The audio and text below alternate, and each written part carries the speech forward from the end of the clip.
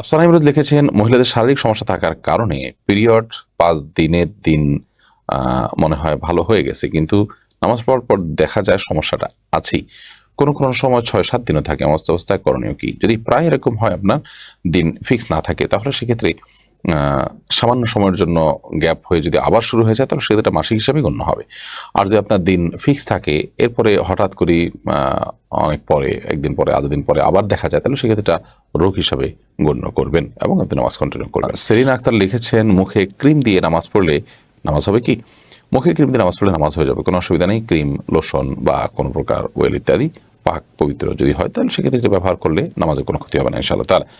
ইকবাল রাজা আপনি লিখেছেন, রমজান মাসে পিল খেয়ে রোজা পুরা করা যাবে কিনা? পিল খেয়ে রোজা রাখলে যদি আপনার মাসিক বন্ধ করে রাখলে যদি আপনার কোনো শারীরিক কোনো ক্ষতি না হয়, কোনো বড় কোনো সাইড এফেক্ট না পড়ে, তাহলে সেক্ষেত্রে এটা জায়েজ হবে। তবে সাধারণ অবস্থাতে আল্লাহ তাআলার ফয়সালাকে মেনে নেওয়াটাই উত্তম বলবো আমরা। কোনো কারণে যদি মনে হয় যে এই রোজাগুলো আমি পরে আবার রাখতে পারি কি না পারি, বা আমি এই সময় ইবাদতবন্দিগিটা মিস করব, এই কারণে আমি চাচ্ছি না মিস করতে, তাহলে আপনি পিল খেয়ে রোজা রাখতে পারেন, যদি এর কারণে আপনার শারীরিক কোনো সাইড এফেক্ট না হয়। ফেরদৌস আহমেদ প্রধান আপনি লিখেছেন, স্ত্রীর মাসিকের সময় রাতে একসাথে ঘুমানোর পর কি সকালে ফজর নামাজ পড়া যাবে? কারণ সাথে থাকতে গেলে স্ত্রীর সাথে বডির টাচ লাগবেই। স্ত্রীর সাথে বডির টাচ লাগলে কোনো অসুবিধা নেই। মাসিক অবস্থায় আপনার স্ত্রীর সাথে আপনার বডির টাচ লাগলে যে আপনি নাপাক হয়ে যাবেন এবং আপনার গোসল ফরজ হবে, ব্যাপারটা কিন্তু সেরকম নয়। অতএব সেটি ভিন্ন বিষয় যে আপনি যথাসম্ভব নিজেকে আপনার যদি নাপাক লাগার সম্ভাবনা থাকে, তাহলে সেক্ষেত্রে সেখান থেকে বেঁচে থাকবেন, বাট একসাথে শোয়াতে কোনো অসুবিধা নেই। আজিজুর রহমান আপনি লিখেছেন, আমি নতুন বাড়ি করেছি, এখন নতুন বাড়িতে উঠতে কি মিলাদ দিতে হবে? আপনি নতুন বাড়ি তৈরি করেছেন, বিসমিল্লাহ বলে আল্লাহর নাম নিয়ে আপনি সেখানে বসবাস শুরু করবেন এবং এই বাড়িতে আল্লাহর ইবাদতবন্দি করবেন, কোরআন তেলাওয়াত করবেন, দোয়া দরুদ পড়বেন এবং কোনো গুনাহের কাজ করবেন না, এটা আপনার দায়িত্ব, বা শেষ। এর বাইরে নতুন বাড়িতে উঠতে হলে মিলাদ দিতে হবে, এরকম কোনো কথা কোরআন হাদিসে কোথাও বলা হয়নি। বিধায় নতুন বাড়িতে উঠলে সবাইকে দাওয়াত দিয়ে মিলাদের অনুষ্ঠান করা কোরআন হাদিস কর্তৃক নির্দেশনীয় কোনো কাজ নয়। তবে আপনি এমনিতে আত্মীয় স্বজন দাওয়াত দিয়ে খাওয়াচ্ছেন, আনন্দ করছেন বা উদ্বোধন করছেন সবাইকে নিয়ে, সেটি একান্ত আপনার ব্যাপার। কিন্তু যখন আপনি মিলাদ দিচ্ছেন, সেটা ইসলামের ব্যাপার হয়ে যাচ্ছে। ইসলামের ব্যাপার যখন হয়, তখন ইসলামে যদি নির্দেশনা না থাকে, তাহলে সেক্ষেত্রে ইসলামের ব্যাপার বানিয়ে নেওয়া, এটা হলো রীতিমতো বিদআত এবং গুনাহের কথা। এরপরে আদিবা রহমান জিস আপনি লিখেছেন, আমার স্বামী স্ত্রী সুলভ আচরণ পর আমাকে গোসল করতে দেয় না এবং উনিও করে না। আমাকে দুপুরে বলে গোসল করতে, এতে আমার নামাজ ও আমল ছুটে যায়। উনি বলে আমার যখন মন চাইবে তখন নামাজ পড়তে দিব। আমি বোঝানোর চেষ্টা করি, সে গায়ে হাত তোলে। আমার করণীয় কি? আল্লাহ মাফ করুন, এ ধরনের জাহেল এবং মূর্খ স্বামী থেকে আল্লাহ রাব্বুল আলামিন তার কবল থেকে আল্লাহ তাআলা আপনাকে হেফাজত করুন, কিংবা তাকে আল্লাহ তাআলা হেদায়েত দান করুন। অবশ্যই আপনি ফরজ গোসল পড়ে ফরজ ওয়াক্ত সালাত আদায় করতে হবে।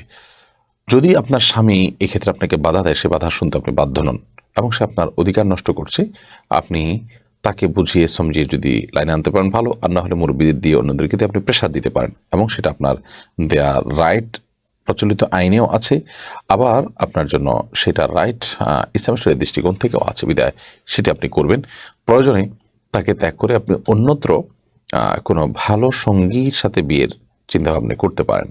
কারণ যদি সে এরকম হয় এবং তার ভিতরে কোনো পরিবর্তন না আসে, তাহলে সেক্ষেত্রে যে ব্যক্তি আল্লাহর বিধান পালন করতে বাধা দিবে, ফরজ বিধান পালন করতে বাধা দিবে, সে ব্যক্তির সঙ্গে আপনি নিয়মিত সংসার করে যাবেন এবং হারাম লিপ্ত হতে থাকবেন এবং গুনাহ ছেড়ে দিবেন, সেটা কিন্তু আপনার জন্য জায়েজ হতে পারে না।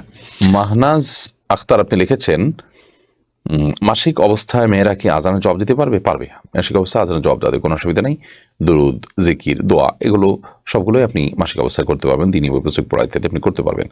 জান্নাতুল মাওয়া আপনি লিখেছেন, মেয়েদের নেল পলিশ দেওয়া জায়েজ না, কিন্তু পিরিয়ড চলাকালীন সময় কি নেল পলিশ নখে দেওয়া যাবে? মেয়েদের নেল পলিশ যদি দেয়, তাহলে সেক্ষেত্রে উজু করতে অসুবিধা হয়, গোসল করলে গোসল হবে না, সেজন্য এটি নাজায়েজ। কিন্তু পিরিয়ড চলাকালীন সময় তো আর উজু আর গোসলের ব্যাপার নেই, অতএব এই সময়টাতে নামাজের ব্যাপার যেহেতু এই সময়টাতে তিনি চাইলে দিতে পারেন নেল পলিশ, কোনো অসুবিধা নেই। আজিজুর রহমান জয় আপনি লিখেছেন, বিবাহের সময় বিবাহের সময় কনেকে কেউ কবুল বলতে বলে নাই, কনেও কবুল বলে নাই, অন্যান্য আনুষ্ঠানিকতা সম্পন্ন হয়েছে, কনের সম্মতিতে বিয়ে হয়েছে, বিয়ে শুদ্ধ হয়েছে কিনা, না হলে করণীয় কি? বায়াজুর রহমান জনি, বিয়ের ক্ষেত্রে মেয়ে এবং ছেলে উভয়ের সম্মতিটা বিয়ের পূর্ব শর্ত। কিন্তু যদি এমন হয় যে মৌন সম্মতি ছিল, একজন তরুণী অবিবাহিত কুমারী তিনি মুখে অনেক সময় কবুল বলাটা তার জন্য ইতস্ত বোধ করেন তিনি, তাহলে সেক্ষেত্রে তিনি বিয়ে হচ্ছে তিনি জানেন, কোনো প্রকার রিয়্যাক্ট করছেন না, মানে বিয়ে তিনি অসন্তুষ্ট সেরকম কিছু প্রকাশ করছেন না, সেরকম কোনো রিয়্যাক্ট প্রকাশ করছেন না, বরং তার হাবভাব থেকে বোঝা যাচ্ছে তিনি সম্মত আছেন, বাস তাহলেই বিয়ে হয়ে যাবে, বিশেষ করে কুমারীর ক্ষেত্রে। আর যদি কুমারী না হয় তাহলে সেক্ষেত্রে তার মৌখিক সম্মতি থাকতে হবে বিয়ে বিশুদ্ধ হওয়ার জন্য। ফারজানা ফারজু এডি থেকে দেখেছেন, আমি টয়লেটে গেলে যতই চেষ্টা করি গায়ে পেশাবের ছিটা পড়ে, আমার কি ওই কাপড়ে নামাজ হবে নাকি বা শরীর নাপাক হবে? যদি আপনার টয়লেটে আপনার গায়ে পেশাবের ছিটা আসে, সেই ছিটাগুলো যদি ওই যে শুয়ের আগায় যতটুকু পানি পড়ে এই টাইপের ছিটা, তাহলে সেক্ষেত্রে আপনার এর কারণে কোনো চিন্তা করার কোনো কারণে, এর কারণে আপনার শরীর বা কাপড়ে লাগলে সেটা নাপাক হবে না, কারণ এটি মানুষের সাধ্যের বাইরে এটুকু থেকে বেঁচে থাকা। তবে আপনি যদি দাঁড়িয়ে পেশাব করেন তাহলে সেক্ষেত্রে এই ধরনের ছিটা পড়ার সম্ভাবনা বেশি থাকবে, বসে পেশাব করলে এটার সম্ভাবনা কম থাকবে। সতর্ক থাকবেন সর্বোচ্চ, কারণ কবর আযাবের অন্যতম কারণ হলো পেশাব থেকে পবিত্র ভালো করে না হওয়া। আল্লাহ আমাদেরকে মাফ করুন। আর যদি আপনি শত চেষ্টা করার পরও পারেন না, লেগে যায় 2-1 ফোঁটা, তাতে কোনো অসুবিধা নেই ইনশাআল্লাহ বিদিনিল্লাহ। ফারিহাই আপনি ইউটিউব চ্যানেলে আমাদের প্রশ্ন করেছেন, আমার স্বামী একজন প্রবাসী, রাগের মাথায় সে কয়েক মাস আগে আমায় এক তালাক দেয়, রাগ কমে গেলে সে তার ভুল বুঝতে পারে, এখন আমাদের করণীয় কি? দেখুন, যদি সে রাগের মাথায় তালাক দিয়ে থাকে তাহলে সেক্ষেত্রে এখন সে তালাকটি যথাযথ হয়নি সেটি যদি তিনি জানতে পারেন তাহলে সেক্ষেত্রে এখন তিনি প্রত্যাহার করে নেবেন। এই প্রত্যাহারটা মৌখিক প্রত্যাহার হতে পারে, আচরণগত প্রত্যাহারও হতে পারে, এবং যেহেতু এটা আপনি বলছেন যে কয়েক মাস আগে, সেহেতু আমি জানতে চাইবো যে কয়েক মাস বলতে কত।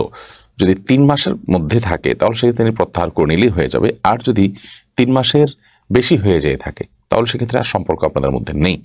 এর মধ্যে 3 মাসের মধ্যে আর প্রত্যাহার করেন না, এক তালাক দিয়ে এভাবে পড়েছিলেন, 3 মাস পার হয়ে গেছে, তাহলে সম্পর্ক আপনাদের মধ্যে নাই। এরকম অবস্থায় এখন আপনারা চাইলে নতুন করে বিয়ে পড়িয়ে স্বামী স্ত্রী হিসাবে নতুন করে মহর ধার্য করে আবার আপনারা সংসার করতে পারেন সরাসরি, যেহেতু আপনাদের মাত্র একটি তালাক হয়েছে, চূড়ান্ত বিচ্ছেদ হয়ে যায়নি। তিনটা বার যদি আপনাদের তালাক হয়ে যায় তাহলে সেক্ষেত্রে আর আপনারা একসাথে সংসার করার মতো সুযোগ কিন্তু থাকবে না। আপনার অন্যত্র বিয়ে হলে, সে স্বামী মারা গেলে, কিংবা তার সাথে বিচ্ছেদ হলে, তালাক পর্যন্ত, যেহেতু মাত্র এক তালাক হয়েছে, অতএব আপনারা চাইলে বিবাহ বন্ধনে আবদ্ধ হয়ে নিতে পারেন যদি 3 মাস পার হয়ে থাকে। আর 3 মাসের ভিতরে থাকে তাহলে মৌখিক প্রত্যাহার বা স্বামী স্ত্রী সুলভ আচরণের মাধ্যমেই প্রত্যাহার হিসাবে গণ্য হবে ইনশাআল্লাহ। তার নাম প্রকাশে অনিচ্ছুক আইডি থেকে আপনি লিখেছেন, আমার মা পরকীয়ায় লিপ্ত, আমরা এক ভাই এক বোন, আমার বাবা মার ডিভোর্স হয়েছে, দ্বিতীয় বিয়ের কথা বলেছিলাম কিন্তু তিনি রাজি হননি। আম্মুর পরকীয়ার ব্যাপারটা জানার পর বিষয়টা নিয়ে আমি তার সাথে অনেক খারাপ ব্যবহার করে ফেলেছি, কিন্তু আম্মু এখনো সঠিক পথে আসছে না, এখন আমার করণীয় কি? আল্লাহ মাফ করুন, যদি এরকম অবস্থা হয় তাহলে সেক্ষেত্রে মায়ের বিচারের দায়ভার আপনারা নিজেদের কাঁধে তুলে নেবেন না, কিন্তু অবশ্যই আপনি আপনার নিকটাত্মীয় যারা আছেন, সিনিয়র যারা আছেন, যাদের মাধ্যমে মার সংশোধন হতে পারে, তাদের মাধ্যমে আপনি অবশ্যই তাকে সংশোধনের জন্য আপ্রাণ চেষ্টা করবেন, সেটি আপনার অব্যাহত রাখা উচিত। এবং মায়ের প্রতি অবিচার করে থাকলে বা খারাপ ব্যবহার, দুর্ব্যবহার করে থাকলে সেটা আপনি হয়তো ন্যায্য কারণে বলেছেন, কিন্তু কারণ ন্যায্য হলেও আপনি ব্যবহার করাটা কখনো আপনার জন্য ন্যায্য নয়, বিদায় সেটির কারণে আপনি তার কাছে ক্ষমা চেয়ে নেবেন এবং আল্লাহর কাছেও মাফ করবেন। তসমিমা বাঁধন জ্যোতি আপনি লিখেছেন, স্বামী স্ত্রী একসাথে জামাতে ফরজ নামাজ পড়তে পারবে কিনা, যদি পারে তাহলে কি একামত দিতে হবে, তাছাড়া অন্যান্য নফল নামাজ কি জামাতে পড়তে পারবে?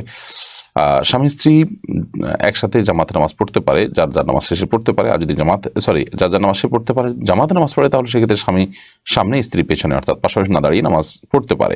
এটা মাঝে মধ্যে জামাত মিস হয়ে গেল পুরুষের, সেক্ষেত্রে এটা করতে পারে, নিয়মিত এটি করবেন না তারা, বাসায় অন্যান্য জামাত তরক করে। এবং একামত দিবে, স্বামী নিজে একামত দিবেন। আর অন্যান্য নফল নামাজ, বিশেষ করে তাহাজ্জুদের নামাজ ইত্যাদি, তারা যদি জামাতে পড়তে চান, স্বামী সামনে ইমামতি করবেন, স্ত্রীর পিছনে নামাজ পড়বেন, হতে পারে। মাইনুল ইসলাম আপনি লিখেছেন, লটারির মাধ্যমে বিদেশ যাওয়া কি জায়েজ হবে? লটারির মাধ্যমে বলতে আপনি অনেক লোকের মধ্যে লটারি করে আপনার নামও আসতে পারে, এরকম লটারি করলে সেটা আপনার জন্য জায়েজ হতে পারে, কিন্তু আপনি একটা নির্দিষ্ট টাকা দিয়ে লটারির কাগজ কিনলেন, তারপরে তার মাধ্যমে আপনি বিদেশে যাওয়ার বিভিন্ন ভিসা টিসা বা বিভিন্ন আপনার ফ্যাসিলিটিস পেলেন ওই 10 টাকা, 20 টাকা, 50 টাকার লটারির বিনিময়, তাহলে সেটা জায়েজ হবে না, কারণ সেক্ষেত্রে সেটি জুয়ায় পর্যবসিত হতে পারে। সোহেল পাটোয়ারি হিয়াটি থেকে আপনি লিখেছেন, আমি প্রেম করে বিয়ে করেছি, 11 বছর হয়ে গেছে, এখন যতটুকু জানি প্রেমের বিয়ে সহি হয় না, এখন কি করণীয় এবং কিভাবে সহি করা যায়? আপনার বিয়ে যদি যথাযথ নিয়ম হয়ে থাকে, দুজন সাক্ষীর উপস্থিতিতে এবং মহারণা ধার্য হয়ে থাকে, মেয়েদের অভিভাবক ছিল, আপনার অভিভাবক ছিল, সব মিলিয়ে বিয়ে যদি হয়ে থাকে, আলহামদুলিল্লাহ বিয়ে হয়ে গেছে। কিন্তু আপনি বিবাহের আগে যে অবৈধ সম্পর্ক করেছিলেন সেটার জন্য আল্লাহর কাছে মাপ চাইবেন, লজ্জিত হয়ে তওবা করবেন এবং ভবিষ্যতে কোনোদিন আর বিবাহকৃত সম্পর্ক কারোর সাথে করবেন না, সে মর্মে ইস্তেগফার উভয় করবেন। ইনশাআল্লাহ বিদিন এটি আপনাদের সেই পাপ বা সে গুনাহ মাফ হওয়ার জন্য যথেষ্ট হবে। বাকি এখন বিয়ের পর আর নতুন করে আপনাদের কোনো কিছু করার নেই, তওবা এবং ইস্তেগফার করা ছাড়া। এমনি মনির হোসেন আপনি লিখেছেন, অফিস থেকে দেয়া কর্পোরেট সিম দিয়ে কি ব্যক্তিগত কথা বলা যাবে? অফিস যদি কর্পোরেট সিম দিয়ে থাকে অফিসের কাজের জন্য, তাহলে সেক্ষেত্রে আপনি ব্যক্তিগত কাজে তো সেটা ব্যবহার করতে পারবেন না। এরপরে প্রশ্ন হলো মাহমুদুল হাসান আপনি লিখেছেন, হজের এহরাম অবস্থায় ঘুমানোর সময় যদি স্বপ্নদোষ হয় তাহলে পবিত্র হওয়ার জন্য করণীয় কি? এহরামের কাপড় খুলে গোসল করলে কোরবানি করা লাগবে কিনা? হজের এহরাম অবস্থায় যদি আপনি স্বপ্নদোষ হয়ে যায় তাহলে সেক্ষেত্রে পবিত্র হওয়ার জন্য যদি ওই কাপড়ে নাপাক লেগে থাকে, কাপড়ের যে অংশে নাপাক লেগেছে সে অংশ আপনি ধুয়ে ফেলবেন। যদি কোথায় লেগেছে এটা আপনি চিহ্নিত করতে না পারেন তাহলে সেক্ষেত্রে ওই কাপড় আপনি চেঞ্জ করবেন। কাপড় খুলে গোসল করবেন, তাতে কোনো অসুবিধা নেই। কাপড় খুলে গোসল করার কারণে আপনার আলাদা দম দিতে হবে না। আর যদি কাপড় খুলে আপনি গোসল করে থাকেন এবং সেলাই করা কোনো কিছু পরে থাকেন আবার এর মধ্যে, তাহলে সেক্ষেত্রে আপনার দম দেওয়া লাগবে। আসানুল্লাহ মোহাম্মদ সাইফুল আপনি লিখেছেন, আদালত প্রাঙ্গণে উভয় পক্ষ আদালতের সম্মতি ডিভোর্স দেয়া নারীকে পুনরায় একই ব্যক্তি বিয়ে করে, এরপরে শরীয়তের সমাধান কি? দেখতে হবে যে ডিভোর্সটা কিভাবে হয়েছে। ডিভোর্সটা যদি 3 তালাক হয়ে থাকে বা 3টা তালাক যদি হয়ে যায় থাকে, 3টা তালাক হয়ে গিয়ে থাকলে এরপর আর তারা একত্রে বসবাস করার কোনো সুযোগ নেই, একত্রে বিয়ে করার, তাদের আর বিয়ে করে একত্রে থাকার কোনো সুযোগ নেই। আর যদি সেটা 1 কিংবা 2 তালাকে সীমাবদ্ধ থাকে তাহলে সেক্ষেত্রে সেটার মাধ্যমে পরবর্তী তারা আবার বিবাহ বন্ধনে আবদ্ধ হতে পারে। তো এরপরে প্রশ্ন করেছেন শাহিন আলম, আপনি লিখেছেন, জানাজার নামাজে প্রত্যেক তাকবীরে কি হাত তুলতে পারবে? জানাজার নামাজে প্রতি একবার হাত তুলবেন কি তুলবেন না, এটা নিয়ে ওলামায়ে কেরামের মধ্যে 2 রকমের মতই আছে। তুলনামূলকভাবে না তোলার মতটা আমার কাছে শক্তিশালী, আমি সেটার উপর আমল করি, শুধু শক্তিশালী মনে হয় এবং এটাকে অনেক ওলামায়ে কেরাম প্রাধান্য দেন। যদিও প্রত্যেকটা আপনার ইয়ের পরে, দোয়ার পরে, সূরার পরে, সানার পরে, দুরুদের পরে হাত তোলার কথা অনেক ওলামায়ে কেরাম বলে। রহিমা আক্তার আপনি লিখেছেন, আমার একটা সন্তান আছে, সে সন্তানের কথা গোপন রেখে দিতে বিয়ে করেছি, 7 বছর হল। এখন আমি দিনের বুঝ পেয়েছি আগের সন্তানের কথা স্বামীকে জানালে আমাকে তালাক দিয়ে দিবে, না জানালে সত্য গোপনের গুনাহ হবে। এই অবস্থা আমার করণীয় কি? প্রথম কথা হলো যে আপনার বিয়ে তো হয়ে গেছে এবং আপনার স্বামীর কাছে আপনি যদি এটা আগে গোপন করে থাকেন তাহলে সেক্ষেত্রে আপনি কথা তখনই গুনাহ করেছেন, অন্যায় করেছেন। আপনি এর জন্য আল্লাহর কাছে ইস্তেগফার করবেন, ক্ষমা প্রার্থনা করবেন। এখন নতুন করে জানাতে গেলে যদি সমস্যা তৈরি হয় তাহলে সেক্ষেত্রে আপনার জানার প্রয়োজন নেই, বিশেষ করে স্বামী কখনো জানার আশঙ্কা যদি না থাকে। বাট তিনি যদি একসময় জেনে যাবেন এমনটি মনে হয় তাহলে সেক্ষেত্রে আপনার এই লুকিয়ে রাখার তো কোনো মানে হয় না। একটা সময় যেহেতু তিনি জানবেনই, অতএব তাকে অত্যন্ত কৌশলে এবং বিনয়ের সাথে নানান ভাবে তাকে ভালোবাসা, মহব্বত এবং স্বামী স্ত্রীর মধ্যকার যে আপনার আবদার আছে সেই জায়গা থেকে আপনি তাকে বোঝানোর চেষ্টা করবেন এবং জানানোর চেষ্টা করবেন। আপনার পুরো অবস্থা আপনি সবচেয়ে ভালো বলতে পারবেন। আর এ ধরনের বিষয়গুলোকে অনেক আগ পাশ চিন্তা করে তারপর সিদ্ধান্ত নিতে হয়। বাকি মৌলিকভাবে আমার একটা কথা বলে আপনাকে, যে আপনি যদি লুকিয়ে রাখেন তাহলে সেক্ষেত্রে আপনাদের বৈবাহিক সম্পর্কে কোনো অসুবিধা হবে না এবং যা হওয়ার সেটা আগে হয়ে গেছে, অর্থাৎ বিয়ে হয়ে গেছে। এখন তার কাছে সেটা জানানোটা হলো পরবর্তীতে আপনাদের সম্পর্কে কোনো অসুবিধা হয় কিনা সেই জায়গা থেকে। আল্লাহ তাআলা মাফ করুন আপনাকে। এমনি সালাউদ্দিন লিখেছেন, কবর জিয়ারত করে হাত তুলে দোয়া করা কি শিরক? না, কবর জিয়ারতের পর হাত তুলে দোয়া করা শিরক হতে যাবে কেন? যদি আপনি মৃত ব্যক্তির কাছে চান এবং তাকে আপনার বিভিন্ন জিনিস দেওয়ার জন্য উপযুক্ত এবং ক্ষমতাধর মনে করেন, সে ক্ষমতা আছে তার মনে করেন, তাহলে সেক্ষেত্রে আপনি গুনাহগার হবেন।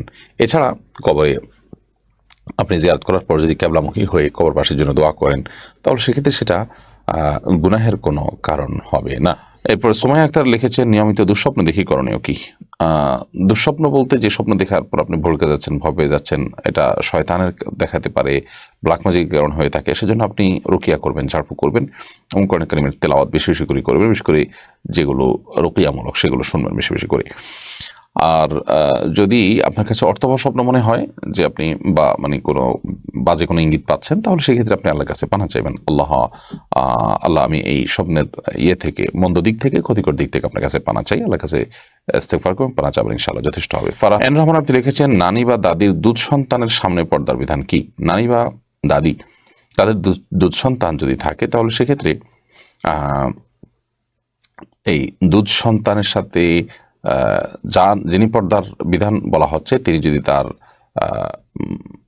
মানে রক্ত সম্পর্কে আত্মীয় হলে যেমন হয় সেরকম হয়, অর্থাৎ ধরুন নাতি, প্রশ্ন যদি নাতি করেন যে আমার নানির দুধ সন্তান একজন মেয়ে, তিনি দুধ পান করেছেন, তাহলে সেক্ষেত্রে তার সাথে দেখা করতে পারবে কিনা? উত্তর হলো হ্যাঁ, আপনি দেখা করতে পারবেন, যেহেতু আপনার মায়ের বোন, দুধ বোন হয়ে যাচ্ছেন তিনি তখন, সেক্ষেত্রে। সেজন্য সঞ্জানা জাহান আপনি লিখেছেন, আমি একটি স্কুলে জব করি, আমার স্কুলের অজু করার জায়গাটা অনেক খোলামেলা, আর স্কুলটা রাস্তার পাশে হওয়ায় ওই জায়গাটায় অজু করলে আমার পর্দা রক্ষা হয় না। এই অবস্থা আমার করণীয় কি? আমি কি তায়াম্মুম করতে পারবো? না, তায়াম্মুম আপনি করতে পারবেন না। প্রয়োজন আপনি ওই অবস্থায় অজু করবেন, কিন্তু সর্বোচ্চ আপনার পর্দা মেনটেন করে আপনি অজু করার চেষ্টা করবেন, যাতে করে অজুতে কোনো প্রকার অজু করাতে কোনো প্রকার যাতে সমস্যা না হয়, বা আপনার পর্দাতে কোনো অসুবিধা না হয় এবং অজুও হয়ে যায়। ধরুন আপনি মাথায় কাপড় চোপড় দিয়ে আপনি উজু করলেন, নিচু করে উজু করলেন, একটু অ্যাঙ্গেল হয়ে বসছেন যাতে পুরুষদের মুখ দেখা না যায়, বা পানি নিয়ে কোনো পাত্রতে করে বাদনা ইত্যাদি নিয়ে দূরে কোথাও উজু করলেন, যে কোনোভাবে আপনাকে উজুই করতে হবে, এক্ষেত্রে তায়াম্মুম করলে হবে না। আহমদ শাকির নাজাত আপনি লিখেছেন, আজানের মধ্যে কোনো শব্দ ছুটে গেলে কি আজান আবার দিতে হবে?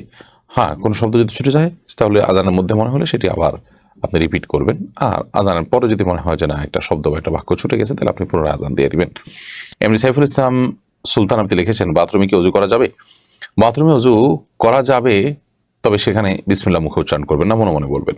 আর যদি বাথরুমের বাইরে, টয়লেটের বাইরে যদি আপনার অজু করার ব্যবস্থা থাকে, সেটা সবচেয়ে উত্তম এবং ভালো।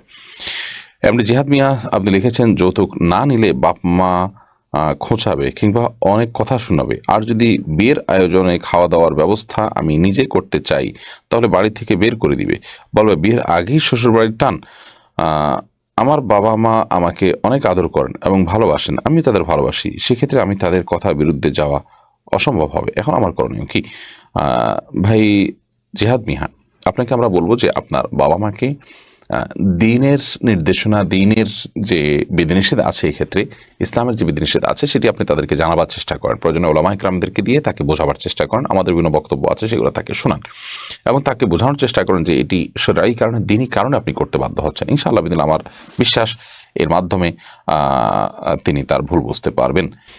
ফাতেমা লিমা আপনি লিখেছেন, খেজুর ও শশা কোন পদ্ধতিতে খেলে স্বাস্থ্যবান হওয়া যায়, হাদিসের আলোকে দয়া করে জানাবেন। খেজুর এবং শশা খাওয়ার পদ্ধতি তো হাদিসে তো এটার খাওয়ার কোনো পদ্ধতি উল্লেখ নাই, তবে হ্যাঁ, সুন্নাহসম্মত পদ্ধতি হলো নবী করিম সাল্লাল্লাহু আলাইহি সাল্লাম বেজোড়কে আল্লাহ তাআলা বেজোড়কে পছন্দ করেন, সেই হিসাবে বেজোড় সংখ্যক খাওয়া যদি সুযোগ থাকে, এবং খেজুর রোতাব বা আদা কাঁচা আদা পাকা খেজুর খাওয়াটা রমজান মাসে বা ইফতারের সময় নবী সাল্লাল্লাহু আলাইহি সাল্লামের পছন্দনীয় কাজ ছিল, এতটুকু আমরা জানি। এছাড়া এগুলো যে কোনো খাবারের ক্ষেত্রে আপনি অন্যান্য যে সুন্নাহ আছে সেগুলো ফলো করবেন, ডান হাত দিয়ে খাওয়া এবং বিসমিল্লাহ বলে খাওয়া ইত্যাদি। এর বাইরে এটার স্বাস্থ্যগত দিক, উপকারিতা আমরা কিভাবে বিষয় অর্জন করবো, সেটা অবশ্য সংশ্লিষ্ট বিষয় বিশেষজ্ঞদের কাছ থেকে জানতে হবে। এরপরে ফরহাদুল হক আপনি লিখেছেন, বিভিন্ন অনুষ্ঠানে মৃত ব্যক্তির জন্য 1 বা 2 মিনিট নীরবতা পালন করা শরীয়তের দৃষ্টিতে কেমন? মৃত ব্যক্তির জন্য 1 বা 2 মিনিট নীরবতা পালন করা শরীয়তের দৃষ্টিকোণ থেকে বিশেষ কোনো গুরুত্ব নেই।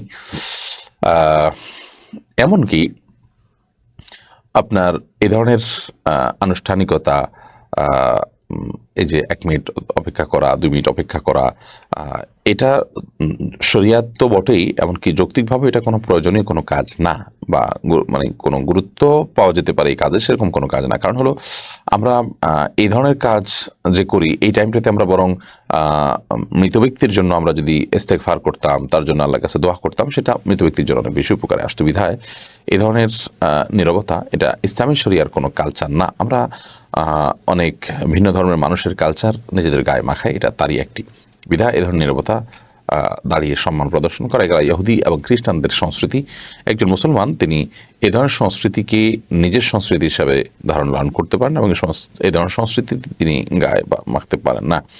এরপর শারমিন শেখ আপনি লিখেছেন, রোজা রেখে কানে আঙ্গুল দিয়ে কি গোসল করতে হয়, না স্বাভাবিকভাবে গোসল করতে হবে? রোজা রেখে আপনি কানে আঙ্গুল দিয়ে গোসল করার কোনো দরকার নেই, স্বাভাবিক গোসল করবেন। বরং ফরজ গোসল যদি হয় তাহলে সেক্ষেত্রে আপনার কানের ভিতরে ভিজা হাত দিয়ে আপনি যথাসম্ভব চেষ্টা করবেন প্যাচগুলোতে যাতে পানি পৌঁছে সেটির।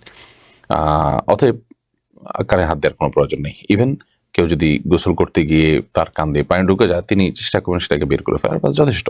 এর জন্য তার আঙ্গুল দিয়ে বা কান বন্ধ করে তাকে গোসল করার কোনো প্রয়োজন নেই। সৌদা বিনতে হায়দার আপনি লিখেছেন, আকিকার জন্য 7 দিন কিভাবে হিসাব করব? শিশু দিনে হলে কিভাবে হিসাব করতে হবে আর রাতে হলে কিভাবে হিসাব করতে হবে? দারুণ প্রশ্ন।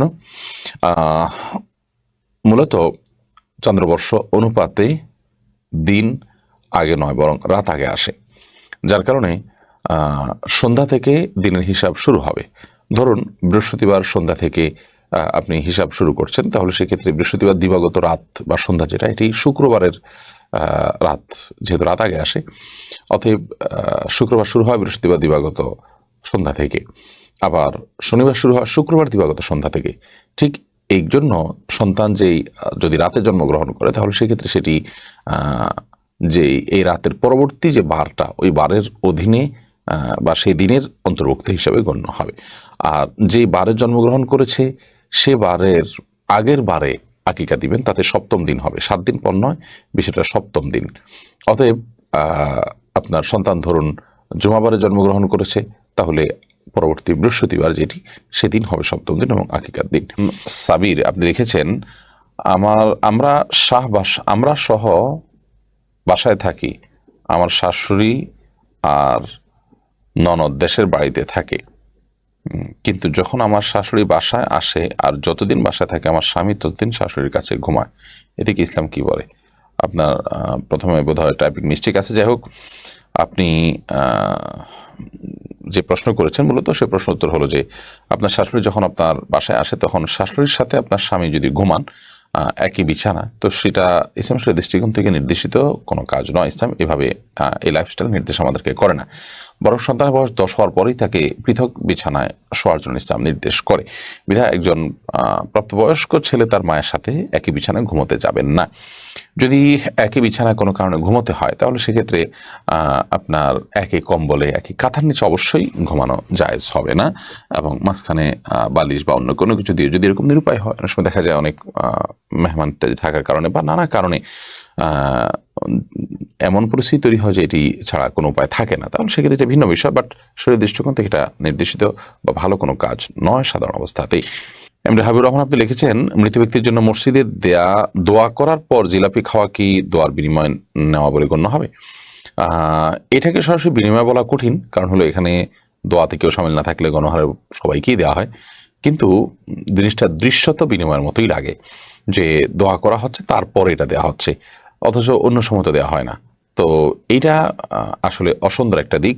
আমরা এমনি মসজিদে মুসল্লিদেরকে বা যে কোনো মানুষকে খাওয়াবো, মৃত ব্যক্তির তরফ থেকে খাওয়ানোটা, বিশেষ করে গরিব অভাবীদেরকে খাদ্য দান করাটা অনেক বড় ইবাদত এবং সওয়াবের কাজ, যেটি করা যেতে পারে দিনক্ষণ কোনো কিছু ঠিক না করে, গতানুগতিক কোনো ট্র্যাডিশন ফলো না করে এমনিতেই মৃত ব্যক্তির তরফ থেকে দান দক্ষিণা করা যেতে পারে, খাদ্য বা যে কোনো কিছু দিতে পারেন। বাট মসজিদে এটা মানে জিলাপি ইত্যাদি দিচ্ছেন, আপনি দোয়া করাচ্ছেন তার বিনিময়ে, এবং এই দোয়ার জন্য যে সম্মিলিত রূপ দিয়ে সবাই একত্র হয়ে দোয়া করছেন, মৃত ব্যক্তির জন্য জানাজা ছাড়া এভাবে সম্মিলিত হয়ে তার জন্য দোয়ার কোনো আনুষ্ঠানিকতাই আসলে শরিয়াতে আমাদেরকে নির্দেশ করেন। বিধায় প্রত্যেকে যার যার জায়গা থেকে আমরা তার জন্য দোয়া করবো, এবং দোয়া পরবর্তী এই ধরনের জিলাপিটাও দৃশ্যত ভালো দেখা যায় না, কিন্তু এটাকে সরাসরি পারিশ্রমিক এবং বিনিময় হিসাবে ধরে হারাম বলাও যাবে না।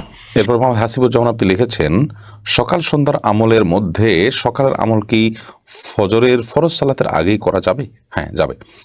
ফজরের ওয়াক্ত হয়ে গেছে তখন থেকে আপনি সকালের আমলগুলো আপনি করতে পারেন, এবং আসরের পর থেকে আপনি সন্ধ্যার আমল বা দিনের শেষ প্রহর থেকে আপনি সন্ধ্যার আমল করতে পারবেন, কোনো অসুবিধা নেই। মেহজাবিন আলম আপনি লিখেছেন, আমার মা তায়াম্মুমের মাধ্যমে নামাজ পড়ে, সেটা কি হবে? তায়াম্মুমটা দেয়ালে করে, দেয়ালটা ধরুন আপনার ইট পাথরের দেয়াল, আপনার মাটির দেয়াল, সেখানে আপনি যদি উনি তায়াম্মুম করেন তাহলে তায়াম্মুম বিশুদ্ধ হয়ে যাবে, কিন্তু তায়াম্মুম করার জন্য শর্তটা ওনার জন্য প্রযোজ্য পাওয়া যাচ্ছে কিনা, উপস্থিত আছে কিনা সেটা দেখতে হবে। ধরুন তিনি অজু করার মতো পানি ব্যবহার করার মতো কোনো অবস্থা নাই, এরকম যদি হয় তাহলে সেক্ষেত্রে তার জন্য এটি জায়েজ হবে। অনেকে ঠান্ডা পানি ব্যবহার করতে পারে না, তার জন্য গরম পানির ব্যবস্থা আছে, তাহলে সেক্ষেত্রে সেটিও তিনি করতে পারেন। এরপরে মুবাশশির হাশমি আপনি লিখেছেন, মুবাশশির হাশমি আপনি লিখেছেন, বাবার ঋণ বাবা বেঁচে থাকলেও কি ছেলের উপরে বর্তায়? না, বাবা যদি বেঁচে থাকেন তাহলে এটা বাবার উপরে বর্তায়, কিন্তু বাবার যদি দেওয়ার সামর্থ্য না থাকে আর ছেলেদের পরিশোধ করার সামর্থ্য থাকে তাহলে অবশ্যই ছেলেরা বাবার ঋণটা পরিশোধ করার চেষ্টা করবেন। সেটি বাবার প্রতি তাদের যে এহসান, সদাচরণ এবং বাবার মায়ের প্রতি তাদের যে দায়িত্ববোধ, দায়িত্বশীলতা সেই জায়গা থেকে। কিন্তু এটি তার উপরে আইনিভাবে শরীয়তের দৃষ্টিকোণ থেকে বর্তায় না দিলে তারা গুনাহগার হবে, ব্যাপারটা সে লেভেলে কিন্তু না। জান্নাতুল ফেরদৌস আপনি লিখেছেন, আমি কলেজে পড়ি, কলেজে যাওয়া আসার জন্য আমাকে গাড়ি ব্যবহার করতে হয়। গাড়িতে উঠলে দেখা গেছে যে অনেক সময় পুরুষ পাশে বসে, বিশেষ করে সিএনজি, অটো। গাড়ি ব্রেক বা আঁকাবাঁকার কারণে ওই পুরুষের সাথে আমার টাচ লাগে, যেটা আমার অনিচ্ছা ঘটে, তাহলে কি আমার গুনাহ হবে? এখন করণীয় কি? প্রথমত এ ধরনের পুরুষের সাথে একজন পরনারীর পাশাপাশি না বসা উচিত। হাতে ব্যাগটা কোনো কিছু থাকলে সেটা মাঝখানে দিয়ে দেওয়া দরকার, তাতে আপনি বেঁচে থাকতে পারেন, এইটুকু অন্তত আপনার চেষ্টা থাকা উচিত। এবং অনিচ্ছাকৃত এরপরও যদি ব্রেকের কারণে আপনার টাচ হয়ে যায় তাহলে সেক্ষেত্রে ইনশাআল্লাহ গুনাহ হবে না, কিন্তু নিজের সর্বোচ্চ চেষ্টা থাকতে হবে যাতে করে পর্দার খেলাফ না হয় এবং তার শরীরে স্পর্শ না হয়। ইমরান আলী আপনি লিখেছেন, শিশুদের খাবার খাওয়ানোর সময় কার্টুন দেখানো যাবে কিনা? খাবার খাওয়ানোর সময় যদি আপনি কার্টুন দেখান, কার্টুনগুলোতে ম্যাক্সিমামই আজকাল মিউজিক থাকে, এই যে মিউজিক থাকে সেজন্য কিন্তু এই ধরনের কার্টুন দেখা বাচ্চাদেরকে দেখানো জায়েজ নয়, গুনাহের কথা। কারণ আপনি সেখানে মিউজিকের যে গুনাহ, হারাম, সেটিতে লিপ্ত হয়ে যাচ্ছেন, বিধায় সেটি জায়েজ নয় এবং এর কুপ্রভাব বাচ্চাদের উপরে পড়ে। মনস্তাত্ত্বিকভাবে বাচ্চারা দিন বিমুখ হয় এবং ফাসিকি মানসিকতা তাদের মধ্যে তৈরি হয়, ইত্যাদি নানা কারণে এরকমটি করা জায়েজ নয়। আর যদি সেখানে মিউজিক না থাকে কিংবা সাউন্ড বন্ধ করে নেন, সেখানে অশ্লীল কোনো কিছু না থাকে, তাহলে এটা নাজায়েজ বা হারাম হবে না, বাট সন্তানের জন্য চোখের ক্ষতি, ব্রেনের ক্ষতি নানা দিক থেকে, সেজন্য এটি না করা উত্তম এবং ভালো। মারুফ আক্তার আপনি রেখেছেন, বিভিন্ন শপে হিন্দুদের পূজা, ফাল্গুন, আরও অনেক কিছুর উপলক্ষে বিভিন্ন অফার দেওয়া হয়, এখান থেকে আমরা কি কোনো প্রোডাক্ট কিনতে পারবো? কোনো অসুবিধা নেই। আপনি এই অফার উপলক্ষে আপনি কম দামে পেয়েছেন, কম দামে পাওয়াতে সেটা নেওয়াতে কোনো অসুবিধা নেই। আপনার এই নেওয়ার কারণে কোনো অন্যায় কাজে সহযোগিতা হচ্ছে না এবং কোনো প্রকার সহযোগিতার সম্পর্ক এখানে নেই। যেহেতু কোনো প্রকারভাবেই সহযোগিতা হয় না, বিধায় এটি নেওয়াতে কোনো অসুবিধা নেই। যদি তাদের কোনো শিরকের কাজে সহযোগিতা হয় এমন কোনো কাজ আপনি করেন, তাহলে সেটা আপনার জন্য নাজায়েজ এবং গুনাহ হবে। এমডি মুস্তাফিজুর রহমান আপনি লিখেছেন, কোনো একজন ব্যক্তির নামকে সংক্ষেপ করে বললে কি গুনাহ হবে? যেমন ওসমানকে যদি উসু বলা হয়, সুমাইয়াকে যদি সুমু বলা হয়, না, এটি গুনাহ হবে না। এটাকে তারখিমে মুনাদা বলা হয়, অর্থাৎ নামের একটা অংশ আপনার সংক্ষিপ্ত করা। আপনার মূলত শেষ অংশটাকে সাধারণত সংক্ষিপ্ত করা হয়, তারখিম সেটাকে বলা হয়। যাই হোক, তো এই সংক্ষিপ্ত করার কারণে যদি কোনো অর্থ বিকৃতি না হয়, কোনো অসুবিধা নেই, সংক্ষেপে বলা যেতে পারে। এরপরে সেতু আইডি থেকে আপনি লিখেছেন, মৃত ব্যক্তির নিকট আত্মীয় হলে কুলখানিতে দাওয়াত দিলে দাওয়াত খাওয়া কি জায়েজ হবে? প্লিজ জানাবেন। মৃত ব্যক্তির জন্য কুলখানি 40, 7 দিন 7 দিন ইত্যাদি এগুলো করা যেহেতু ইসলামের শরিয়া কর্তৃক নির্দেশিত কোনো কাজ নয়, বরং এটি ভিন্ন ধর্মের মানুষের মুশরিকদের অনুসরণ, সেজন্য এগুলো অ্যাভয়েড করা উচিত। যদি নিকটাত্মীয় হয় তাহলে সেক্ষেত্রে তার সেই কুলখানিতে যাওয়াটা তার অধিকার আদায় করা বা তার সাথে সুসম্পর্ক রাখা নয়, বরং এটিকে নাজায়েজ হওয়ার কারণে, বেদাতে অনুষ্ঠান হওয়ার কারণে এটাকে পরিহার এবং বর্জন করে আমাদের চলা উচিত। সেই সাথে তাদেরকে নিজের অপারগতার কারণ বলা উচিত।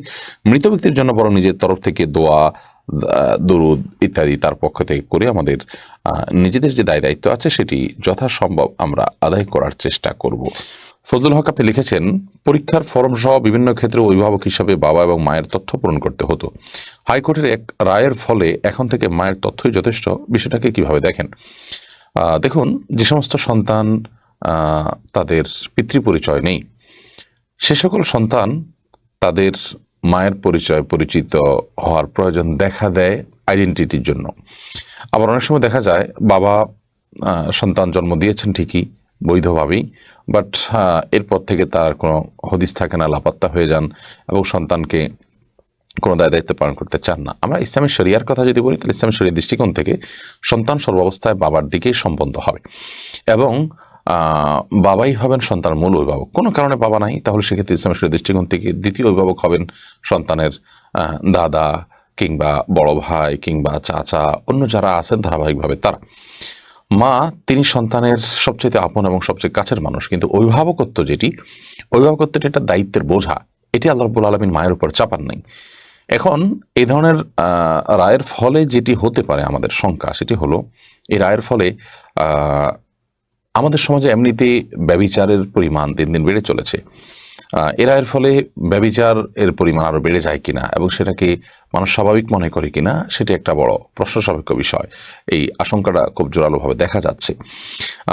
আমার তো মনে হচ্ছে যে অভিভাবক হিসাবে সন্তানের পড়ালেখা, কাগজপত্র, অন্যান্য বিষয় আশা করার ক্ষেত্রে বাবার ঘরে বাবা রেখে মা অন্যান্য কাজ করতে পারার কথা।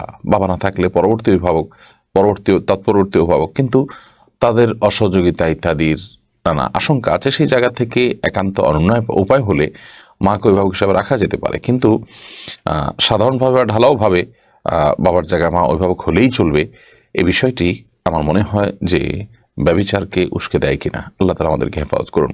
শেষ পাতায় এর দিকে আপনি লিখেছেন দাঁড়িয়ে ক্যাম করা যাবে কিনা। দাঁড়িয়ে ক্যাম মানে দাঁড়ানো, অতএব দাঁড়িয়ে তো ক্যাম হবে। আপনি বোঝাতে চেয়েছেন হয়তোবা যে দুরুদ পড়তে পড়তে কিছু মানুষ যে দাঁড়িয়ে যায়, এটি করা যাবে কিনা। এর উত্তর হলো যে দুরুদ দাঁড়িয়ে বসে সর্বাবস্থা পড়া যায়, সেটি ভিন্ন একটি বিষয়। কিন্তু বসে বসে দুরুদ পড়তে পড়তে একটা পর্যায়ে দাঁড়িয়ে যেতে হবে, এই বিশ্বাসটি ভুল এবং ভ্রান্ত। এই ভ্রান্তি বেদাত এর কারণে এটি গুনাহের কারণ হবে যদি কেউ এটাকে দুরুদ পাঠের জন্য এটি আবশ্যক বা এটাকে নিয়ম মনে করে, কোন হাদিসের আলোকে নির্দেশিত মনে করে। নবী সাল্লাল্লাহু আলাইহি ওয়াসাল্লামের সম্মান জানাতে গিয়ে নাকি তারা দাঁড়িয়ে, যেরকম অনেক ভাইরা বলেন। তো সম্মান জানাতে গিয়ে এই দুরুদ পড়তে পড়তে দাঁড়াতে হবে, সে কথা তো নবী সাল্লাল্লাহু আলাইহি ওয়াসাল্লাম কিংবা সাহাবীদের কারোর মধ্যে পাওয়া যেতে হবে। নিজের মন গড়া কোনো আমল যদি করে, ইসলামের কোনো আমল করতে গিয়ে তার জন্য নিজের মন গড়া কোনো নিয়ম বানিয়ে নেয়, তাহলে সে কিন্তু সেটা বেদাতে পর্যবসিত হবে। ফারুক হোসেন আপনি লিখেছেন বাবার হজ ফরজ হয় কিন্তু অসুস্থ থাকায় করতে পারেনি। ছেলের বয়স 26, হজ করেনি, বাবার বদলি হজ করতে পারবে? বাবার যদি হজ ফরজ হওয়ার পর সে অসুস্থ থাকার কারণে যদি হজ করতে না পারে এবং ছেলের বয়স 26, সেও হজ না করে, তাহলে সেক্ষেত্রে বাবার বদলি হজ সে করতে পারবে না, কারণ তার নিজের হজ বাকি আছে। যিনি নিজের হজ করেনি তিনি আরেকজনের বদলি হজ করতে পারেন না। অতএব তিনি নিজের হজটা সম্পাদন করার পর বাবার হজ করবেন, কিংবা যিনি নিজের হজ করেছেন এবং কাউকে দিয়ে বাবার হজ বদলি হজ করাবেন। এমনি বাহুল আলম আপনি লিখেছেন মোহাম্মদ সাল্লাল্লাহু আলাইহি ওয়াসাল্লামের জীবনে কোন বইটি পড়লে সহিভাবে জানতে পারবো? নবী করিম সাল্লাল্লাহু আলাইহি ওয়াসাল্লামের জীবনে জানার জন্য আব্দুর রাহিকুল মাখতুম এই বইটি পড়তে পারেন। খুব দুই একটা প্রকাশনী খুব সুন্দর করে অনুবাদ করেছে, সেগুলোর আপনি সাহায্য নিতে পারেন। এই ছাড়া নবী করিম সাল্লাল্লাহু আলাইহি ওয়াসাল্লামের জীবনী জানার জন্য রাহিকুল মাখতুমের রচয়িতারই একটা সংক্ষিপ্ত ভার্সনের সিরাত আছে, সেটাও আপনি পড়তে পারেন। ডক্টর আলী সাল্লাবির সিরাত গ্রন্থ আছে 3 ভলিউমের, সেটাও আপনি পড়তে পারেন। এর মাধ্যমে ইনশাআল্লাহ বিদিনা জায়েজ হবে এর মাধ্যমে আপনি জানতে পারবেন নবী করিম সাল্লাল্লাহু আলাইহি ওয়াসাল্লামের সিরাত। এরপরে প্রশ্ন হলো, একই প্রশ্ন বারবার করেছেন আপনি, যোগ প্রশিক্ষণ করে কি সরকারি কোনো ব্যাংক থেকে লোন নেওয়া যাবে? প্রশিক্ষণ নেওয়া তো মৌলিকভাবে কোনো খারাপ কিছু না, ভালো জিনিস, আপনি প্রশিক্ষণ নিতেই পারেন। কিন্তু সুদী ব্যাংক থেকে লোন নেওয়া সেটা আপনার জন্য জায়েজ হবে না। একজন ইমানদার সুদ নির্ভর কোনো কিছু করবেন না। রহিমা হিম আপনি লিখেছেন আমার কাছে কতটুকু স্বর্ণ থাকলে আমার জাকাত দেওয়া লাগবে? আপনার কাছে জাকাত আবশ্যক হওয়ার জন্য জাকাতের যে নেশাব আছে সে নেশাব পরিমাণ স্বর্ণ থাকলে আপনার উপরে জাকাত আবশ্যক হবে, জাকাত বর্তাবে। এখন কত নেশাব পরিমাণ স্বর্ণ কতটুকু? নেশাব পরিমাণ স্বর্ণ হলো আপনার শুধু স্বর্ণ যদি থাকে তাহলে 85 গ্রাম, 52.5 তোলা বলা যেতে, 7.5 ভরি যেটাকে বলা হয় সেটা। তো এই 7.5 তোলা বা 7.5 ভরি কিংবা 85 গ্রাম স্বর্ণ যদি আপনার কাছে থাকে, সেটা 1 বছর থাকলে আপনার উপর জাকাত আবশ্যক হবে পুরাটুকুর। এর বেশি থাকলেও সবটুকুরই জাকাত আপনাকে দিতে হবে।